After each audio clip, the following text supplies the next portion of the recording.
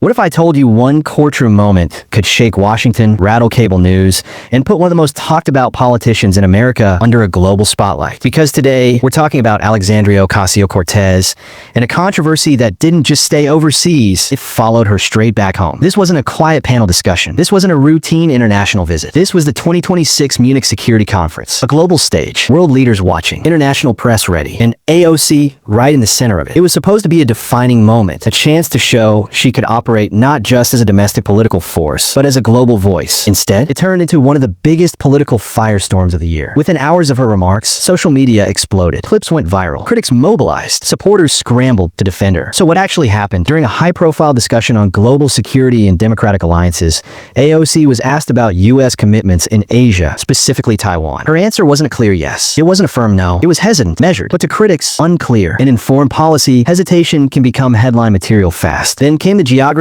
comment that really ignited things. A statement that critics quickly labeled a basic mistake. On an international stage, conservative media pounced immediately. Commentators framed it as proof she wasn't ready for global leadership. But that wasn't the end. The most explosive moment came when she addressed U.S. military aid to Israel. AOC argued that American aid policies must be examined under human rights standards, and critics interpreted her language as accusing the U.S. of enabling genocide. That word alone lit a political match. Within minutes, commentators on both sides of the aisle reacted. Republicans called it reckless. Some Democrats called it politically dangerous. Religious leaders criticized the framing. Cable news panels went into overtime. And suddenly, what was meant to be a policy speech became a credibility battle. Let's zoom out for a second. Alexandria Ocasio-Cortez has always been polarizing. Since her 2018 upset victory, she's represented a new generation of lawmakers, bold, unapologetic, media savvy. Supporters see her as fearless. Critics see her as impulsive. And Munich amplified that divide on a global scale. Because here's the reality. Foreign policy isn't like domestic politics. There's no room for viral one-liners. Every word echoes internationally. And this time, the echoes were loud. Conservative strategists began framing the moment as proof she lacks readiness for national leadership. Moderate Democrats quietly expressed concern about how swing voters might interpret the exchange. At the same time, progressive activists rallied behind her, arguing that she was brave enough to question long-standing foreign policy norms. They said she was challenging power structures. They said she was refusing to follow scripted diplomacy. But here's where it gets interesting. This controversy isn't just about one conference. It's about the shadow of 2028. For years, AOC has been floated as a potential presidential contender. Whether she confirms it or not, the speculation exists. And moments like Munich don't disappear. Opposition researchers archive them. Campaign ads store them. Debates revisit them. That a single overseas stumble can become a long-term political weapon. That's why this matters. Now let's talk impact. Did this end her career? No. Did it damage her image among critics? Probably. Did it energize her base? Absolutely. Search trends for her name spiked. Donations to aligned advocacy groups increased. Cable news ratings jumped. Controversy in modern politics is currency. But there's a difference between attention and authority. That's the real question this moment raises. Is Alexandria Ocasio-Cortez evolving into a global stateswoman, or is she still navigating the leap from domestic activist to international leader? Supporters argue growth happens in real time. Critics argue global leadership demands flawless command. And in today's political climate, perception often outweighs nuance. One hesitant answer, one controversial phrase, one viral clip, that's all it takes. Now, behind the scenes, insiders report that Democratic strategists are recalibrating messaging. There are conversations happening. There are image adjustments being discussed. There are debate prep teams paying very close attention. Because whether you love her or oppose her, one thing is clear. AOC commands attention, and attention can either build momentum or magnify mistakes. So here we are, a single conference, a few unscripted moments, and a political storm that refuses to die down. Was it overblown media drama? Was it a genuine leadership test? Or was it simply the reality of what happens when bold personalities meet global scrutiny? That's for the voters to decide. But one thing is undeniable. Alexandria Ocasio-Cortez walked onto the world stage confident, and she walked off as the center of a national debate. And in politics, moments like that don't fade. They define chapters. By the time Alexandria Ocasio-Cortez landed back in the United States, the storm had already formed. Cable news loops were running nonstop. Panel debates were heated. Headlines weren't cooling down. And here's what made it worse. The controversy wasn't just living online anymore. It had crossed into Washington. Republican lawmakers immediately began using the Munich moment as a talking point. Is this who Democrats want negotiating with world leaders? That's who you trust on national security? Those lines started appearing in fundraising emails within 24 hours. But what really shifted the the energy. Some Democrats didn't jump to defend her right away. And in politics, hesitation from your own side can speak louder than criticism from the other. Behind closed doors, strategists began asking hard questions. Can she handle the global spotlight? Is she ready for foreign policy debates on a presidential level? Does this moment become a liability later? Now here's where the mixed tone kicks in. Because while critics were sharpening knives, her base was sharpening microphones. Progressive influencers framed the backlash as a coordinated smear. They said powerful interests were uncomfortable with her willingness to challenge traditional alliances. They said the gaffe narrative was overblown, and within hours, hashtags defending her began trending too. It became a digital tug of war, not just over what she said, but over what it meant that in modern politics, the fight isn't just about facts. It's about framing. One clip showed hesitation. Another clip showed conviction. Different networks ran different edits. Supporters pointed to her broader speech about human rights. Critics zoomed in on the unclear Taiwan answer. And that's how narratives are built, not by what lasts 10 minutes, but by what lasts 10 seconds. Political consultants know this. Campaign managers know this. And AOC absolutely knows this. Which raises a bigger question. Was Munich a misstep, or was it a calculated risk? Because let's be honest, AOC has built her career by challenging political norms. She doesn't soften her language for comfort. She doesn't stick to traditional scripts. That boldness wins headlines, but it also attracts magnification. And magnification on a global stage, that's different. Now let's talk about the shadow that looms over all of this. 2028, whether officially declared or not, Alexandria Ocasio-Cortez is viewed as a potential future presidential contender. That changes everything, because when you're seen as a future candidate, every international appearance becomes an audition. Every foreign policy answer becomes a preview. Every pause becomes a headline. Republican strategists are already archiving the Munich clips. Opposition researchers are bookmarking timestamps. Political action committees are storing footage for future ads. That's how modern campaigns operate. Nothing disappears. Nothing fades. Everything gets saved. So while some people see Munich as a temporary controversy, campaign professionals see it as potential long-term material. Now here's the dramatic pivot. AOC didn't retreat. She didn't go silent. She leaned in. In follow-up interviews, she clarified her Taiwan comments. She reframed her Israel remarks around human rights law. She emphasized constitutional oversight. And here's what's interesting. The more critics attacked, the more her supporters donated. Small dollar fundraising saw a bump. Advocacy groups tied to her message reported increased engagement. Her social media following ticked upward again. In today's politics, backlash can become fuel. But here's the catch. Fuel can either power forward motion or burn too hot. The question now isn't whether she survives Munich. She will. The question is whether this moment becomes a stepping stone or a scar. Strip away the drama. Remove the headlines. Ignore the partisan spin. And what's left? A larger American conversation about leadership, about readiness, about global image, about generational transition in politics. AOC represents a younger political wave, more media fluent, more confrontational, less deferential to establishment norms. That style works domestically, but internationally, the margin for error shrinks. And that's why this moment matters. Not because of one sentence, not because of one phrase, but because it tested the transition from activist politician to global figure. And transitions are never smooth. Oh, let me ask you something. When a politician steps onto the world stage, should we expect perfection or should we expect growth? Some say world leadership demands flawless command. Others say bold leaders aren't built in comfort zones. The Munich moment sits right at that intersection. Critics call it exposure. Supporters call it evolution. And the truth? It may be a little of both, because here's the reality. This story isn't finished. There will be more interviews, more foreign trips, more high-stakes panels, more pressure, and how Alexandria Ocasio-Cortez handles the next global test. That's what will determine whether Munich becomes a footnote or a defining turning point. In politics, controversy isn't the end. It's the beginning of a narrative battle. And right now, that battle is still unfolding. Love her, disagree with her, question her readiness. One thing is undeniable. She commands attention. And in modern politics, attention is power. But power has to be handled carefully, because once the world is watching, there's no rewind button, only momentum. And we're about to see which direction that momentum moves. What many Americans didn't immediately realize. This wasn't just a US media cycle story. International outlets picked it up too. European analysts debated whether AOC represented the future direction of US foreign policy. Asian security commentators questioned how firm America's commitment to Taiwan would be if younger democratic leaders gained influence. Israeli media dissected her remarks about military aid in detail. That's the difference between domestic controversy and global controversy. When it happens overseas, it echoes overseas, and foreign governments pay attention, even if they don't comment publicly. Diplomacy runs on perception, and perception runs on clarity. Munich created questions, and in geopolitics, unanswered questions can create uncertainty. Let's zoom out even further. This controversy exposed something deeper than policy differences. It exposed a generational clash inside American politics. politics. Older lawmakers tend to approach foreign policy cautiously, measured, scripted, carefully worded. AOC represents a generation that speaks more directly, more emotionally, more morally framed, that works powerfully in social movements. But foreign policy is a chessboard, not a protest. That tension, activism versus statecraft, is at the heart of this entire debate, and voters are watching closely. Now here's what most viewers don't see. Campaign war rooms. Inside both parties, professionals are reviewing this moment frame by frame. Not emotionally, not ideologically, strategically. Republican teams are asking, how do we use this? Democratic strategists are asking, how do we prepare her better next time? Because make no mistake, if AOC continues rising in national influence, foreign policy debates will only get tougher. Presidential level tough. And that means intelligence briefings, mock press conferences, war game simulations, adversarial questioning drills. Munich may have just accelerated that preparation process. There's also a broader issue here. Modern political media thrives on mistakes. Nuance doesn't trend. Hesitation doesn't translate. Context doesn't go viral. Clippies do. And in that ecosystem, one imperfect answer can outweigh 100 solid policy positions. That's the environment AOC stepped into. And frankly, every rising politician will face it. This isn't just about her. It's about how brutal modern exposure has become. Real leadership isn't tested when things go smoothly. It's tested under fire. The question now is simple. Does she adjust? Does she sharpen? Does she grow from it? Or does she double down without recalibration? That's what will define this moment, not the backlash. The response. Here's the honest truth. This controversy will not end her career, but it will follow her. If she runs for Senate, if she runs for president, if she becomes a major committee leader, Munich will come up. Debate moderators will reference it. Opponents will replay it. Ads will resurface it. That's politics. But here's the flip side. If she successfully demonstrates foreign policy command in future appearances, then Munich becomes a growth story, a before and after narrative, a chapter, not a conclusion. So what really happened here? Not a collapse, not a disaster, not a triumph, a test, a very public test of readiness for global leadership. Some believe she passed with boldness. Some believe she stumbled under pressure, but nobody ignored it. And in politics, visibility is currency.